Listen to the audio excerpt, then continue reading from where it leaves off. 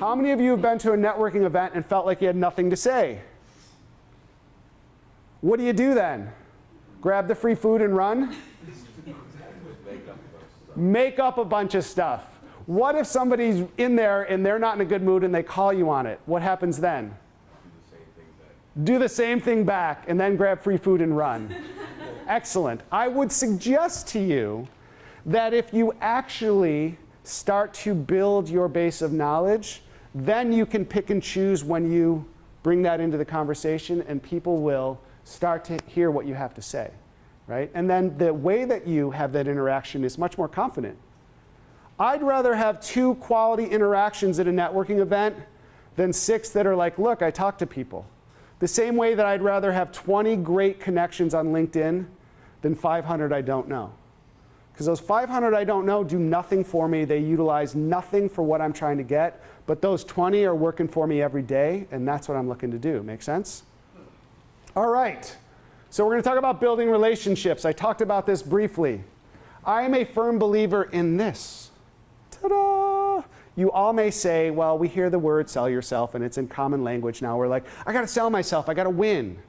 I don't believe in selling yourself. Simply because it feels like used car salesperson. I've got a deal for you. What if we start to practice who we really are and get to know who we really are? Then you attract the people who are interested in that, and you don't end up attracting the people you're not interested in, right? I work with, so right now, just to give you an idea, I'm working with about 150 people. Okay? That's a lot who are out there in the world job seeking or building businesses. I would say about 30% are actually entrepreneurs building companies, okay? The greatest thing that happens in the early process is because they're all out there trying to get to sell themselves to be picked. So someone goes, we like you. You're willing to represent yourself, maybe not 100% as you really are. And what happens then is people come back and go, but they're not the people I want to work for or with. They're not the people I want money from, because they're out there selling themselves and attracting the wrong people. So you've got to start to work on who you are and what you do, right? You were just in that last class. I'm guessing because Juan told me what you did, but you all stood up and said, this is what I want to do, and you got feedback from Tim, right? Yes. How'd that go? It depends when you passed. Like if you were at the end, he was in such a hurry. All right, you're great, good. Who was at the end? Who was at the end? Well, to reinforce, you were all great, okay? But here's the thing. So I get it. So what you have to do now is you have this idea of what you want and who you are. Now we have to figure out who you really are and how people perceive you. Because otherwise you get into this phase of, I'm doing this elevator pitch. Does everyone know what an elevator pitch comes from? Yeah. Where does it come from? From having, going up in a building. Yeah.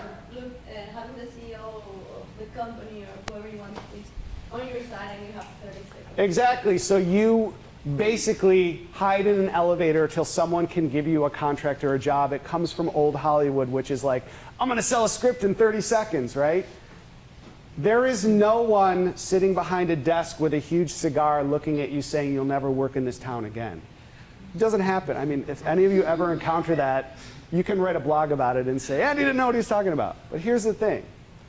If you start to learn who you are, then you don't only have those 30 seconds. Because you start attracting people who go, I want to be around you because you know what you're doing. Rather than feeling like you're always proving that I should be in the room, proving that I should have this conversation with you, right? Very rarely, on occasion it does. Like, this is not, I don't want to generalize. On occasion, people are like, oh, I met somebody, and I was on BART with them, and we started talking, and now apparently they're going to give me money for my job. Like, that happens. You should be prepared every time you walk out the door to know who you are and know what you want, because someone will ask you if you're open to that.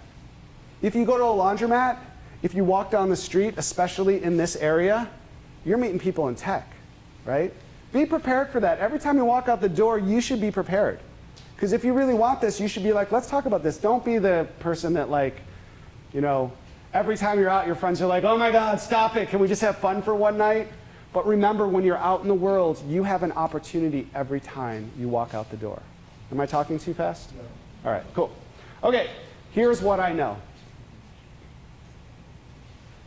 And when I talk about job, I also mean building your own company. It's probably higher in this market because nothing happens unless you know somebody. Here's what I know about starting a business or building a business. When you build a business, the first thing you do is you go to people you know to help you. And then when you hire your heads of talent, they source from people they know, and they look at people they've worked with in the past. Then they go to strangers. So your network is critical to everything you do. If you don't start building it now, you're in trouble, because when you need help, you're like, oh wait, now I need somebody to help me with this. I've got to go find them and then get help. If you have those people lined up, you're going to be prepared. I would do this as you start to work. If many of you may or may not, but if you start to be around people who've either built a business or are in a business you're interested in, ask them how they got there. Because a lot of times we skip that step and we go, tell me what you're doing right now. Tell me what phase, are you adding a new feature? What are you doing, right? Because we want to know the cool stuff. But ask them the beginning stuff, because that's what you really want to know. I was saying this to someone earlier, I don't remember who it was. When I started my business, I had some really good successes, right? And it grew fairly rapidly. I cannot tell you much about them other than like, oh, more money came in and more work came in and this happened and we hired more people. But when I made mistakes, I can literally tell you what shoes I was wearing. Like I had some big ones. I had some mistakes that I was like, oh my God, what just happened? I can tell you where I was sitting, what I was wearing, and what office I was in. I'll give you one. I had an opportunity to take a contract with an incredibly large high-rise building.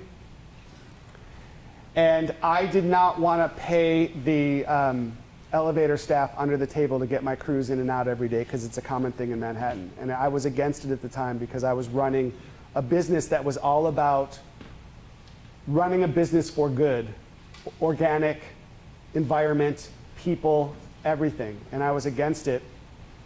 And so I really fought for it, and they gave the contract to somebody else.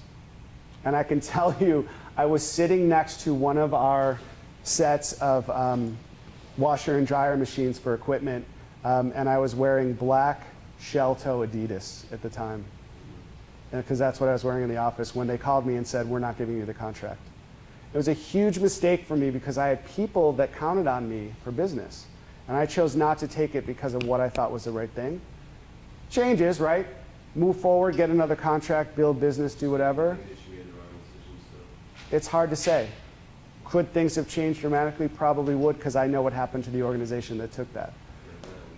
What's that? Isn't that illegal? What do you mean? To pay the rent at the table without taxing? That's the industry that I was entering into.